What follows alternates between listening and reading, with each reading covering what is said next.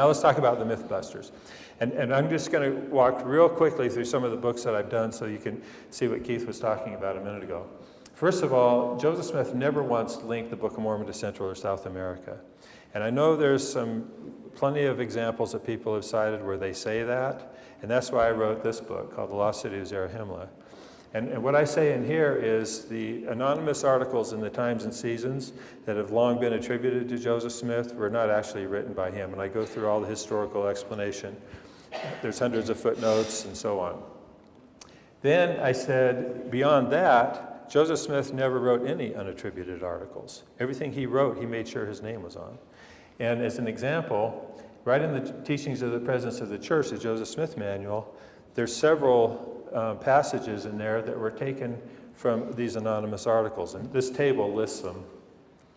And I thought, you know, I can show Benjamin Winchester wrote a lot of these, and other people wrote some of them. And this is the book that I talked about that, where I have the table and I show why he didn't write them and so on. Then the Hill Cumorah is not in Central America. You'd think that would be pretty obvious, right? But it's not. And so here is my little bit about letter 7, because right in letter 7, Oliver Cowdery said, if you stand on top of the Hill Cumorah and look west, I took this picture with my drone when I was out in New York. If you look west, he says, a mile away, there's another ridge of the same height. It's right along here. And he says it was between these hills that these final battles took place. That's how specific he was. And he goes on to say, here's the Hill Cumorah, here's the ridge, this is the valley. He said, in this valley, the remaining strength and pride of the once powerful people, the Nephites, was lost, and so on. He goes on and on. And that's why, to me, letter 7 is so important. And it was, if you know a little background, it was published first in the Messenger and Advocate, and then Joseph Smith told his scribes to copy that into his journal as part of his own history. And it was in the same book as what we now call Joseph Smith History and the Pearl of Great Price. It was in the same book, talking about Cumorah being right in New York. I mean, it's been there from the beginning. So that's that little book there. Then, to help people remember, I came up with this meme because people say, what letter was that, you know? So, letters 007, right there.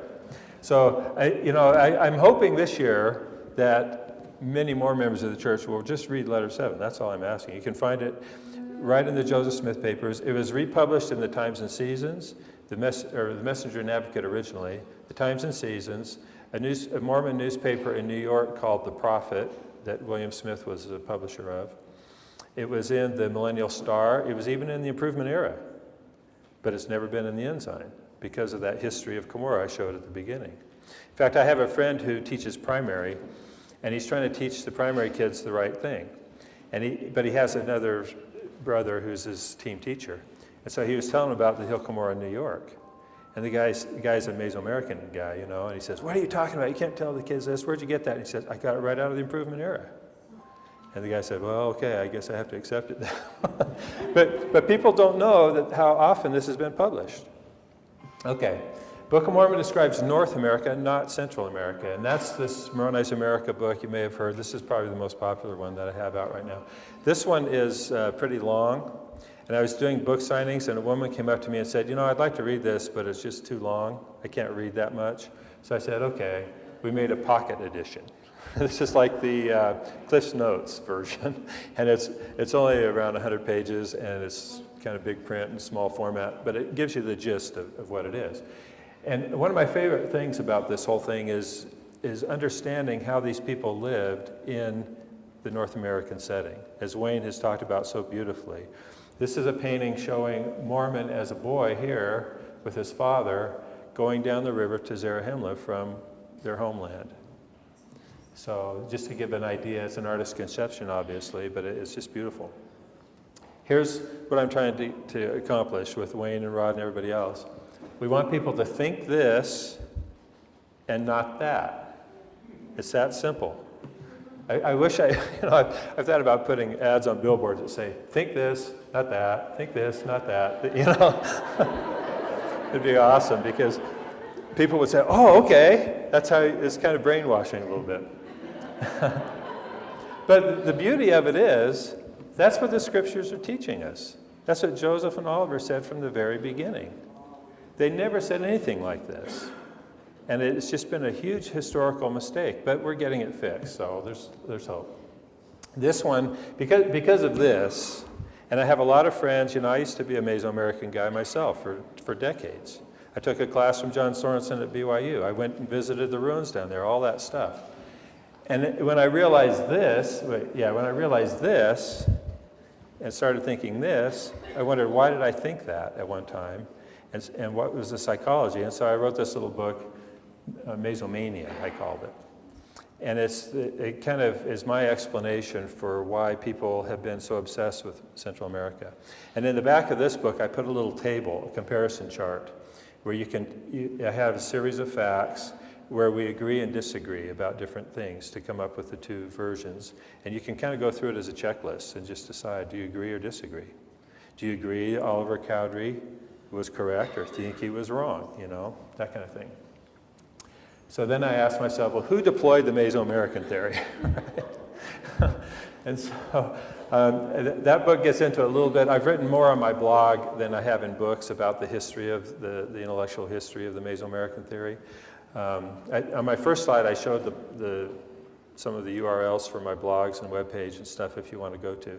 Someone asked me, would you make your blog into a book? And I thought, that'd be a great idea. So I copied it all off into a Word document. It was like 1,400 pages. So I don't think I'm ever going to publish it. But I probably will at some point, maybe, I don't know when, go through and edit the blog down into a book so people can have it and share it and so on. But I have around 400 blog entries, and each one of them has a lot of references and things in it. A lot of it has to do with the psychological stuff, but also church history things that I just haven't, there's no room in the books to put it. This is a book that I hope we can release next month in March or maybe April, and it's more getting back to Nauvoo, but it's a lot more detail that is probably going to only appeal to church historians. So unless you really love church history, but there's some amazing things in here that I came out. And what was really cool about this, I actually wrote this last year in June or July, but I just didn't feel like it was time to publish it. So it's been sitting on my shelf. I printed off a few copies for proofing. And then I think it was in October, the Joseph Smith Papers released their collection of 1842 papers. And it was stuff that I'd never seen before, and it slid right into this. It was beautiful. And so that's why I haven't released it yet. But this is a novel that's coming out in probably 2 weeks, in March.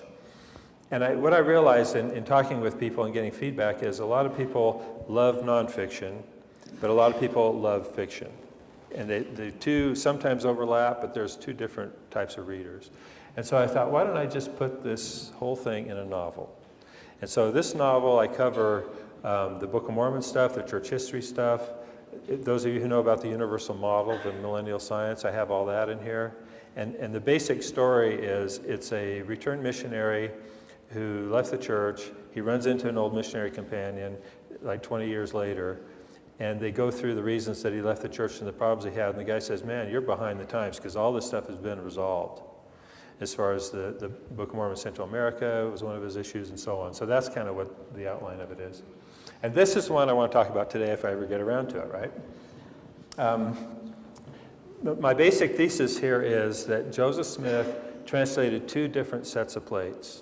We've all been taught and we've all believed that the plates he got out of the box in the Hill Cumorah was today's Book of Mormon. And what I'm saying is that was only part of it. He had two different sets of plates. The repository that Mormon talked about in Mormon 6:6 was in New York, and the plates are still there, but they're not far from Cumorah.